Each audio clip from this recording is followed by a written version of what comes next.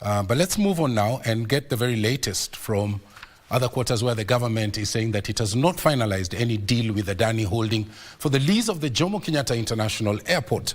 Treasury Cabinet Secretary John Mbadi says that the evaluation committee looking into the deal has raised 22 concerns with Adani, among them the proposed concession of 30 years, proposed tax exemption for the Indian firm, and also re-engagement of the KIA employees, among others. Mbadi says that the deal is currently on hold. Why? Because of the pending court cases. In respect of the matters before the committee, Treasury Cabinet Secretary John Mbadi Monday afternoon appeared before the Senate Committee on Road and Transport over the thorny JKIA Adani deal. This process is ongoing.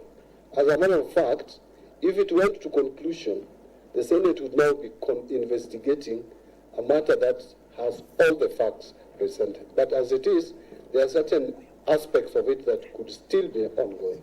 CS Mbadi, in a 19-page response, says that the deal between the government and the Indian company is currently under the due diligence stage but has been halted due to an active court case. That the due diligence, which was supposed to be continuing under Section 27, is now on hold because the matter is in court. To proceed procedurally, you should have allowed the CS to go through the documents he has brought. In a heated session that saw a back and forth between the members and the CS. Please, let's respect each other. Allow the CS to If you ask me a question, I've come here, this is a matter of national importance, for heaven's sake. Let us be the reason why I am reacting to you the way I am is because you've not even seen the I have not come here. And you are busy responding. Stop gatekeeping. I've come here. These things you can't gatekeep anymore. Stop gatekeeping. And please, we must deal with this issue nationally. It's a national important issue. Supply information, wait for the information. If you don't need it, Kenyans need it. Revealed that the evaluation committee had identified 22 issues in the proposal and recommended that the issues be addressed by the Adani Airport Holdings Limited at the project development phase.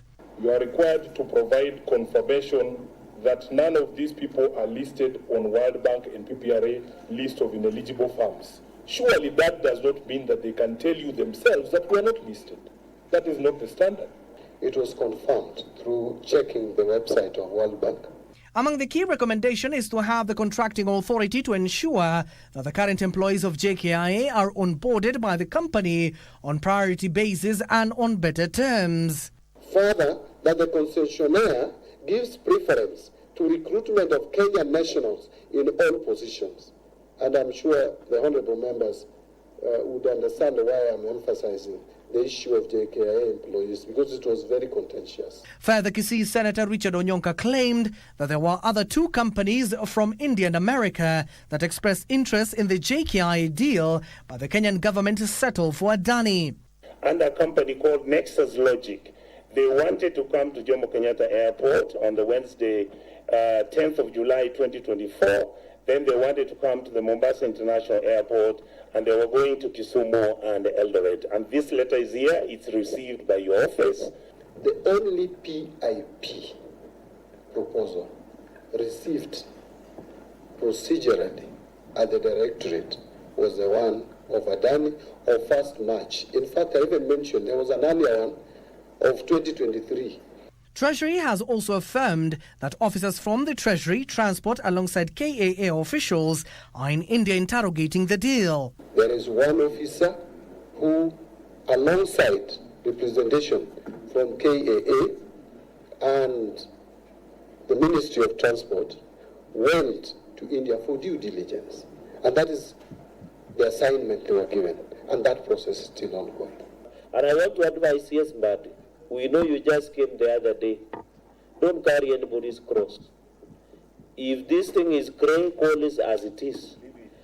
Run away. The deal that is now facing a litany of cases has seen former Vice President Kalonzo Musyoka move to the court to oppose the alleged lease. Actually, before you convince the Attorney General to sign